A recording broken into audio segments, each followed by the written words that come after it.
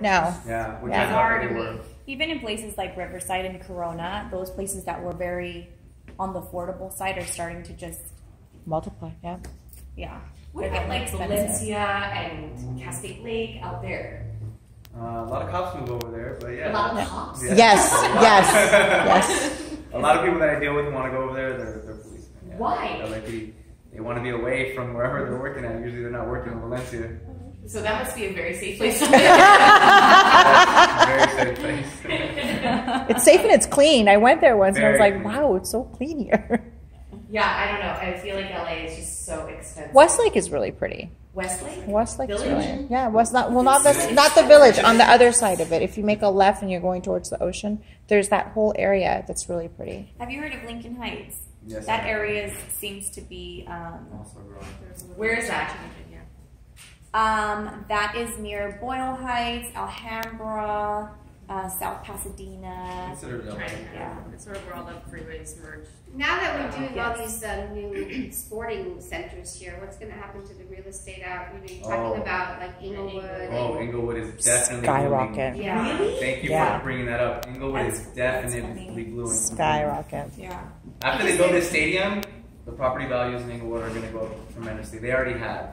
But they've never been super cheap, even though it's been Inglewood, because you're still close to the west side. Inglewood is and supposed to not be- adjacent. Inglewood is supposed to be the best area to live in LA because you're 15 minutes away from everything. If you think about it, School. Not just no. but No, that's for singles. Westchester No, is no, no. Right in the our middle. family- Yeah, I grew up in Westchester, and it's next over is Inglewood, not so great. Westchester is great. You have access to LAX, the and beach, your access to downtown, exactly. everything. Westchester is really like doubled in price. I mean, And there's from such an growing up. influx of capital. I mean, there's such a capital commitment to these areas now because of the stadium. There's so many people that are going to be coming for work, and they need a place to live around their job. Yeah. So these units, I mean, these single-family residents that they're moving from all over just to work for the stadium. But like what you just said, it's more for a single person, not a family. Yeah. Right? Essentially, Some people- I would say it's I more would say also for. some people are moving over here with their families just to open up this new stadium that they're building. Right, but it's not the best school districts. It's not the best Realistically, it's school not. district. So yeah, but it's just that more might change. cost But I effective. do feel like slowly it will start cleaning up. I already see it happening. So so since everything is getting so much more Yeah. expensive, what do you say to like a renter like myself who might think that since everything's so expensive, like the idea of home ownership is so distant in the future? Like, what is my first step into the idea of home ownership? Figure out how much you're paying. Figure out how much you are honestly throwing away a year because that's pretty much what it is. Take advantage right now that the interest rates are still low, and look at this as an investment for the rest of your life. Like you actually aren't going to be throwing money away for rent. You're actually going to be owning something that's yours.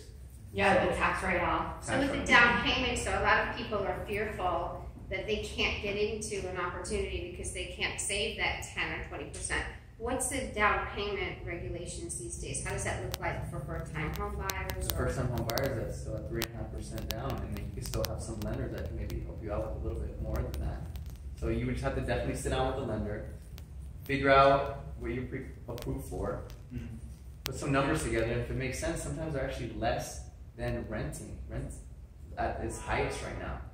So 3.5% down, that includes everything? Like how can you get a loan? Like I mean that's like nothing to put down. How does that even work? How do you get? And then closing costs too. But that's included or you have to pay for closing? I usually like to negotiate for my clients Uh-huh. the closing costs, and so that's something that I definitely do like to tell them that So I'll you fight for put them. that I into put the that loan? into the contract. The closing cost? Yes. I have a question. I feel like a lot of people are trying to negotiate broker fees. Broker fees. Yes. So how do you deal with that? Good question. I definitely like to make sure that I save them all their expenses through maybe getting them a nice net sheet, working with it. I like to make sure that I have a nice team that supports my escrow company, which I have an amazing escrow company that's with Century 21 Peak is our in-house escrow company. If they could give me a little discount here, if my title could give me a little discount here because I use them so much, and we could save them, adding up to whatever it is, I like to make sure that I let them know that I'm going to save them in the long run with whatever else that we have to pay for. Right. And As opposed to going with a discount. If I could jump in real quick. Yes. From Century 21 Corporate, New Jersey. The beauty about the real estate industry is it provides real estate consumers with choice. So you have a choice to go full service, traditional brokerage. You have a choice to pick a discount commission brokerage. The idea is that there's choice in the market. It's up to you to pick, go back to what everybody just said, someone you're comfortable with, a referral from someone else. But the bottom line is there's research that shows when you use a real estate agent, you are saving money in the long run. Okay? Right. And when it comes to buying a home, hot markets, this, that, and the other thing, bottom line is this. When you buy a home, make sure you're buying it from day one, you have equity. Meaning the day you walk into that home and it's yours, it's worth more than what you bought it for. And that's where the Giovannis of the world play such an important role. And that's what you really want to do with real estate. It is the single largest investment most make in a lifetime. You have to take it with that seriousness and the accountability that Gio was just explaining that he delivers to his consumers. That's what's the most important. So it's also, to add on to what Peter's saying, like if you needed to go to a doctor or a specialist because you were ill or your child wasn't feeling well, you're not going to necessarily negotiate the rates. When you're purchasing literally the single largest purchase you will make in your lifetime, you want to make sure that you're working with somebody who's really expert in that space. Additionally, in California, the transaction is done through the real estate agent. California Association of Realtors has worked very hard with Washington and the lobbyists to have the agent be able to do the deal, so that there are forms here. In most other states, guys, you have an attorney doing it for you. And so if you think about entrusting a real estate agent with such an expensive part of your life, you want to make sure, are you going to really want to nickel and dime that person, or do you want to entrust that this person has all of the qualifications, certifications, is up to speed on all the forms, all the legalities, because they're handling a legal transaction on behalf of a homeowner as compared to many other states that actually force you to work with an attorney. So it's very different, and I think people in California particularly might not understand the nuance of that and how powerful the California Association of Realtors is in the sense of controlling the transaction through the real estate agent. I have a question. Everything I hear about is open floor plan. Open floor. No one wants a non-open floor plan. If you have a home that doesn't have an open floor plan, Gio, how do you sort of highlight that and make it turn into a positive? And then Sabrina, like, what can you do from a staging perspective to make something that's not open feel more open? Because I feel like if there's not an open floor plan, sometimes in these listings, people just keep moving. A lot of older homes. Yeah, very compartmentalized. Yeah. Yes. For me, when it's staging, if it's a home that has just a lot of small little rooms, I take a lot of furniture out. Because I feel like sometimes, especially if clients have lived in that house for a long time, they have just stuff everywhere, and they're making it a room that's already small look a lot smaller and just not airy enough. So for me, when staging, I just take a lot of things out, and that's when I really declutter it. Yeah, I think definitely if there's a lot of furniture there, it does make the room look a lot smaller. So decluttering everything will definitely make it feel a little bit more open. But then also I want to know, what are the most important parts of this home? Do you love the kitchen? Can you see yourself living here? Is this something that you're going to live and maybe it's an investment and then you're going to sell in a couple of years? Maybe you can invest in this, live in it, and then sell and upgrade, you know? And sometimes you can open up a Play counters. Yeah. Unless it's load bearing, then please don't. But Do you think the trend is going to reverse itself? Like you were talking about white kitchens now moving to darker or tuxedo kitchen. Do you think the same thing will happen with? I still think people like an open floor plan, especially family, because you can be cooking in the kids can be doing their homework.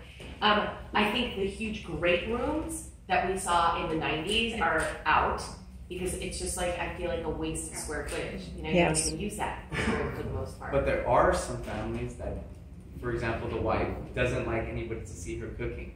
Nobody. Well, it's the mess after if you're hosting a dinner party. True. So depending on how open your kitchen is, hopefully your family room's not right there, because then all the family... I think if you're that fancy, you have two kitchens. You're probably right home. I don't care. So if you're designing a new space, how do you avoid overdoing it? Because I've been in spaces where there's beautiful pieces, but there's so much, it's just like a blur, and you don't really notice anything. For staging or for living? Just for living. I don't know. I just feel like if you love all of those things, even if it's a lot for you, but if you're surrounded with the things that you've collected, then it's okay. Again, like, speaking of trends again, I feel like your home should reflect your personality. If you come home and you're like, I love it here, then you've succeeded. But if you just rush the design process and you just collect things just, if your in-laws are coming over and whatever, that's when you kind of make mistakes. So if you go to somebody's house and you think it's too much, I guess it really just depends on them. Right. But when it comes to art, I do think I still see my pet peeve is people hang art either way too high or way too low. Please. It's gotta be eye level. Yes. Eye level. I've been watching Good Trading key. Spaces for a while. Oh, I'm so excited that show's coming back. It's good. I think it airs in March of next year. So, Sabrina, on a Trading Spaces note, since you're going to be working with such a tight budget, $2,000 in 2 days. which is Yes. So, what are some items that are like high impact in a room but low budget? Are there like 3 top items that you would always move in first into the $2,000 space? I think if it's a bedroom, you can easily make your own headboard. I know that sounds daunting, but for this weekend, don't tell anybody, but we were doing these challenges, and I had to make an upholstered headboard in an hour, and I got it done, I think, in 40 minutes. So I live in Woodland Hills. I still have it if you want that one. So bedroom, I think the headboard is the centerpiece of the space. I think in a living room, getting a good couch and a piece of art is where you should probably splurge, but all those little accessories, the toss pillows, and frames and lamps, you don't have to spend a lot of money. Where are places that you would shop for these things? Okay. I love Target, Home Goods, IKEA, Cost Plus World Market. IKEA for accessories, not for upholstered pieces, never. But like wood and wicker, their wicker and rattan pieces are really great. I do a lot of stuff on Craigslist still, Etsy locally. I shop on eBay locally. I refurbish a lot of wood pieces, and I think that, especially for first-time home buyers, that's a thing to do. I normally do not buy upholstered pieces secondhand unless I know that I'm going to recover them. So where would you buy those statement pieces? Like maybe not so much the art because that's varies, but so hard. But couches, where would you trust? Room and board is okay. If somebody has a little bit more of a budget, I love room and board pieces. They're made in America. They're like crafted, handcrafted. They're wonderful. If they don't have a lot of money, I get West Elm is great. CB2 has really great accessories too, but they have pretty good couches. But CB2, they're a little bit more lower profile, so I would say it's like for a younger client. I could talk about that for hours. I'm the biggest bargain hunter in the world. My sister says I'm the cheapest person in the world, but I like to consider myself you're frugal. So what is it, a remodel for 2,000?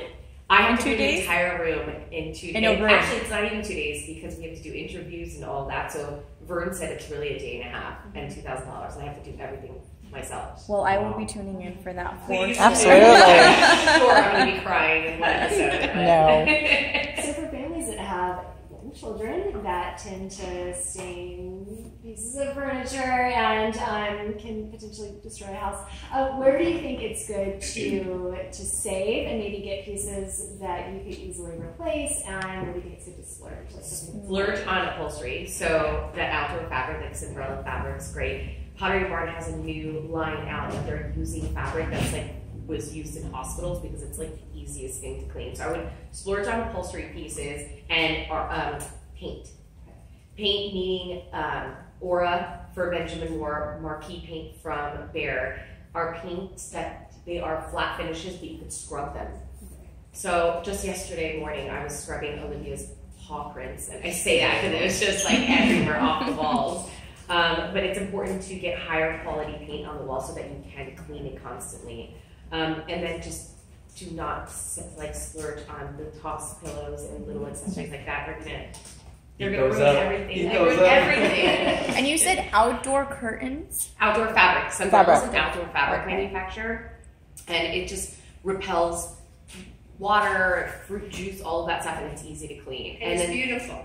Yeah, it's really They have pretty. beautiful. Sombrella has really beautiful designed fabrics. It's not like the fabrics from the outside from the day. Yeah, like it's not even like Joann's, I ordered some outdoor fabric just to do like a bistro set outdoors on a patio, and it was like a white and yellow trellis. Like, and they have very modern like fabrics now that you can do that are outdoor, and you just wipe them off. Yeah. And where would you shop for something like that? You can get Sombrella fabric anywhere, but Room and Board actually has Sombrella fabric that you can just order the sofa covered in it. Nice. Yeah. Interesting. And I would buy a couch. I bought my couches from Sofa You Love because you can unzip the fabric and throw it in the washing machine. Because I took a shower. My shower is 5 minutes. I have a 4-year-old. I came out and magic marker was everywhere. And thank God it was Melissa and Doug because it's washable. Yes. And I just looked at him. I'm all, how long was I in there for? I'm like, I don't understand.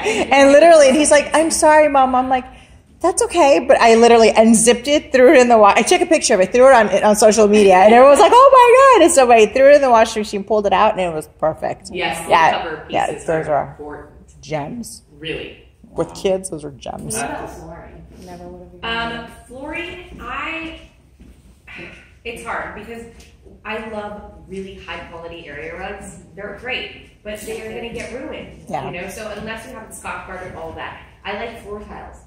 FLOR tiles. Yeah. They're carpet tiles, and they have really great patterns now that you could really just. I always order extra for my clients with kids because if they do tear them, you just pop them like one little square in. I want to add something. If you're gonna, definitely splurge on your home, something that definitely the kids maybe can't get a hold of or break or anything like that. I think it's very important to have nice windows. New windows is very important, and also recessed lighting. That's very, very important in a home. Kids can't get up there. It looks nice. You'd be surprised. Yeah, you'd be shocked what they can and cannot do. Yeah, but recessed lighting, the LED lights. Yes. So you got to be careful with LED lights because they could be too blue. There's some energy efficient ones now that are amazing. So you want to make sure that the wattage is a little bit warmer of a tone than like that. Yeah, because then you're going to feel all the heat. You're going to feel like you're in a hospital. Yes. No, not the heat. You're going to feel You're like going to show the wrinkles on the women. Exactly. But one of the things I recommend for the kids' room, I just said this to my kiddos, I call it the farm doors. Instead of having the traditional door in his bedroom, I call it farm door.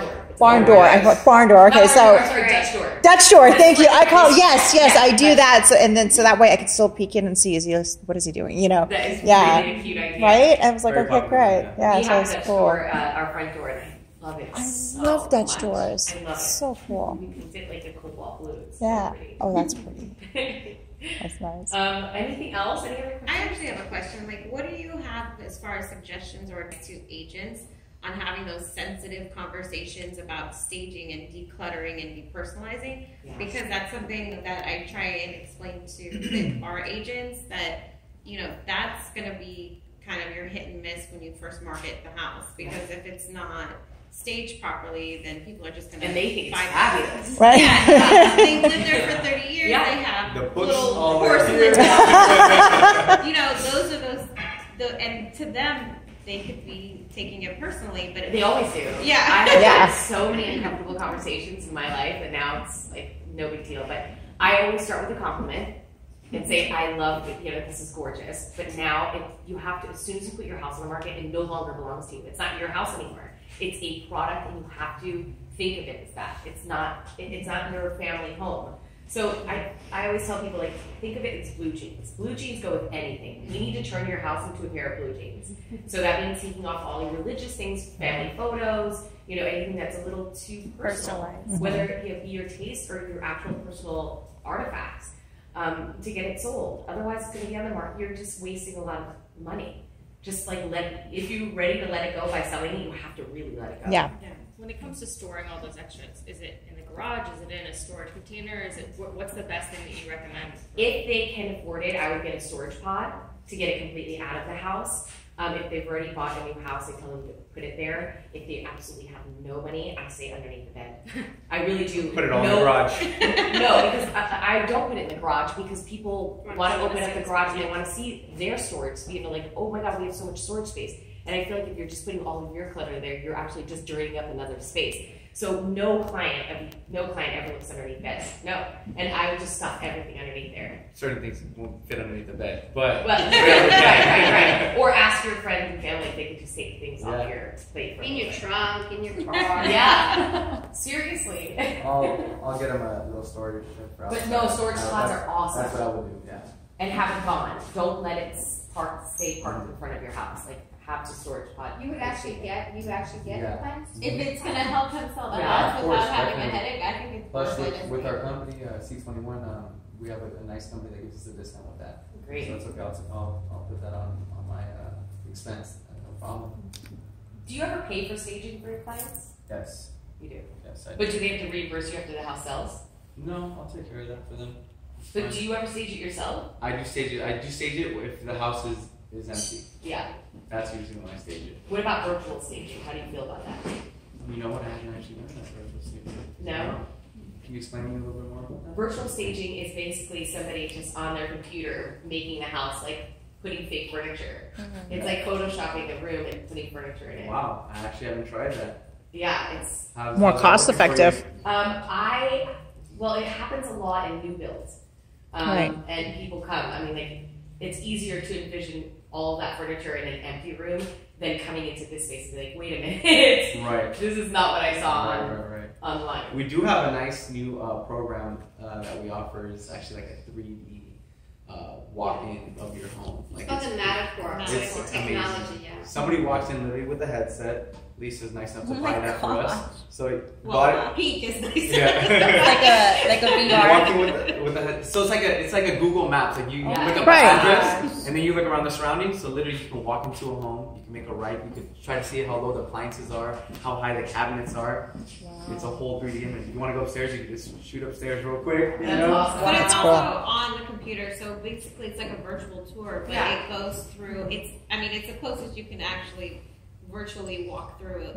I mean, you can literally walk through it with the VD or the VR glasses, but you can highlight if it has like a wolf range, you can highlight the high ceilings, you can even add YouTube videos, like it's an amazing product. Wow. And it really works for when people are out of the state, out of the country, and they're buying places unseen.